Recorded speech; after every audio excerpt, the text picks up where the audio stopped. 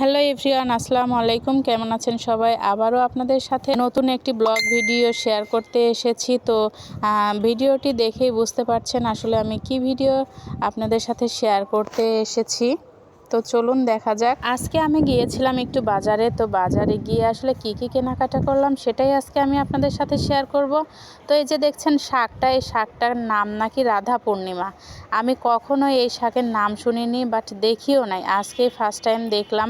তো দেখে আমি কিন্তু শাকওয়ালাকে জিজ্ঞেস করছিলাম যে এই শাকটার নাম কি, তো আমাকে বলছিল রাধা পূর্ণিমা। তো আমি ওকে বললাম যে রাধা পূর্ণিমা শাক, নামটা তো কেমন জানি হিন্দুদের মতো লাগছে, তো হিন্দু শাক না মুসলমান শাক? তো শাকওয়ালা কিন্তু আমাকে হেসে দিয়ে বলছে, না আপু, এটা মুসলমান শাকই, সমস্যা নাই, নিয়ে যান।